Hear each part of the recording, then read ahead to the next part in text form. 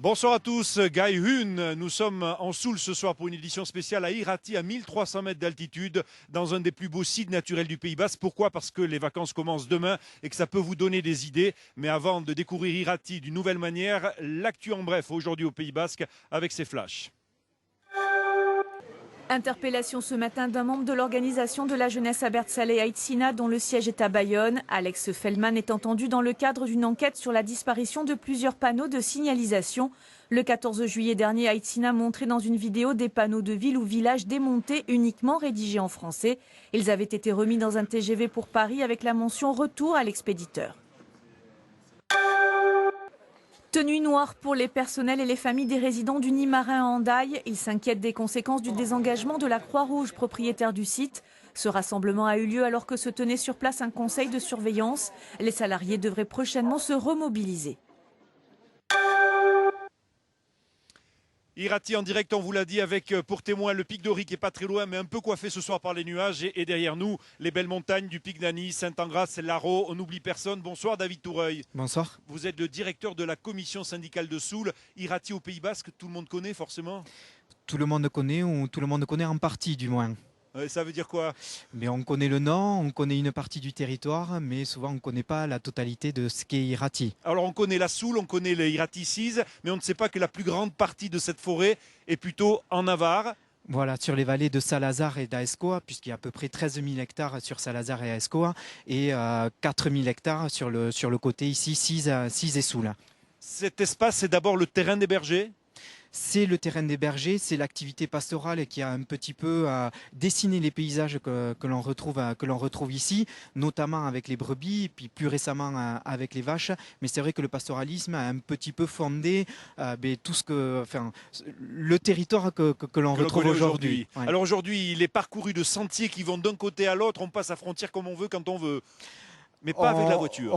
Pas avec la voiture. On la passe récemment un petit peu comme on veut, puisqu'on a développé des sentiers avec nos voisins assez récemment. Et c'est une volonté du territoire qu'Irati n'ait plus de frontières administratives, qu'on puisse circuler et connaître Irati et puis tout ce qu'il y a à faire sur Irati dans sa globalité, dans son entité géographique et historique. Un mot sur le bois. C'est vrai que c'est toujours la plus grande forêt de hêtres d'Europe? C'est toujours la plus grande forêt de hêtres d'Europe. Elle est peut-être moins exploitée que ça a été à un temps passé. Oui, mais on a connu jusqu'à 1 millier de salariés au 19e siècle ici. Il y a eu 1000 salariés dans la forêt d'Irati. C'est assez impressionnant si on regarde aujourd'hui. Mais l'activité sylvicole est toujours importante. Pourquoi vient-on à Irati aujourd'hui? Pour le tourisme? On vient pour les bergers. Les forestiers viennent et après on vient effectivement pour le tourisme, pour découvrir ce site qui côtoie ces activités. Ça en fait quand même une grosse force du territoire d'Irati, et puis pour découvrir ces paysages que vous avez présentés et qu'on a tout autour de nous, qui sont vivants au travers d'autres activités, et les touristes aiment bien venir chercher ça. Alors, il y a la chasse à la palombe, on peut ramasser pas les châtaignes parce que les hêtres, il n'y a pas de châtaignes avec les hêtres. Il n'y a pas beaucoup de châtaignes. Il y a des champignons, il paraît. Il y a quelques champignons, il paraît, de temps en temps. Voilà, et puis il y a les chalets qui sont connus, vitrine incontournable d'Irati. On a été rendre visite à des vacanciers qui sont là en ce moment avec Perrine Durando et Rémi Poissonnier. Ambiance. Quand il fait bien froid dehors, qu'on est resté toute la journée au poste à attendre les oiseaux, c'est le réconfort. À la tombée de la nuit dans les chalets à Irati, les chasseurs qui séjournent un mois pour traquer la palombe sont des habitués. Pour rien au monde, ils ne laisseraient leur place louée depuis plus de 20 ans. On vient chercher le dépaysement, la convivialité, parce qu'on est un bon petit groupe et on rigole pas mal. Et on vient chercher l'évasion. Le lendemain, les voisins, plutôt des promeneurs, se sont également levés aux aurores. On peut alors admirer leur petite récolte. Non, t'as été bonne quand même, parce que je pense que tu es la seule du quartier à avoir trouvé des champignons ce matin. Bon. À Irati, au-dessus de la vallée de Mindive, les vacanciers se régalent des couleurs de l'environnement, des traditions, de la chasse ou pas, mais chacun dans le respect de la passion de l'autre. Le matin, je vais à la cueillette des champignons, c'est mon plaisir. Et souvent, je vais 3 fois dans ma saison que je reste ici, voir des bergers qui vivent en bas. Je suis quelqu'un qui vient ici pour sortir du cadre habituel de sa vie. Quant à nos chasseurs, ils n'ont pas encore trop goûté de palombe. En revanche, ils ont trouvé quelques cèpes. C'est des légumes de pays, ça. 37 chalets au total accueillent un public varié et ce sont des familles entières qui arrivent dès ce week-end pour les vacances de la Toussaint.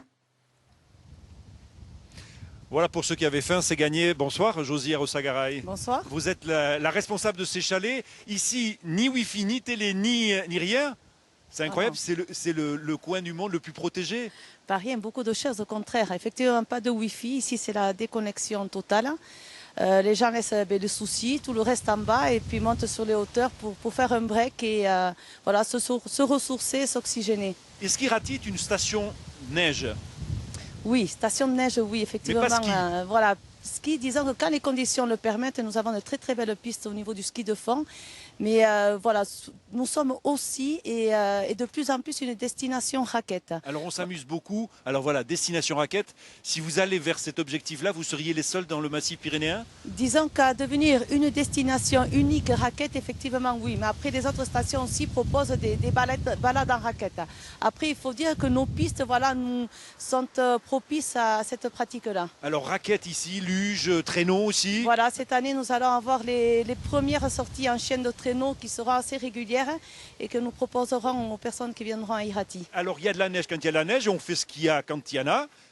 Voilà. Et puis quand il n'y a pas de neige, on fait autre chose, on découvre ce paysage. Quelle est la saison que vous préférez, vous, Josie, ici?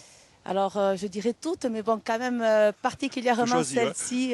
Voilà, la saison d'automne est particulièrement magnifique à Irati. La saison d'automne, celle où toutes les couleurs, les lumières voilà, deviennent incroyables. Une lumière particulière, des couleurs particulières, une ambiance aussi, c'est un tout. Et voilà, beaucoup d'attachement cette saison. Est-ce qu'il y a des palombes?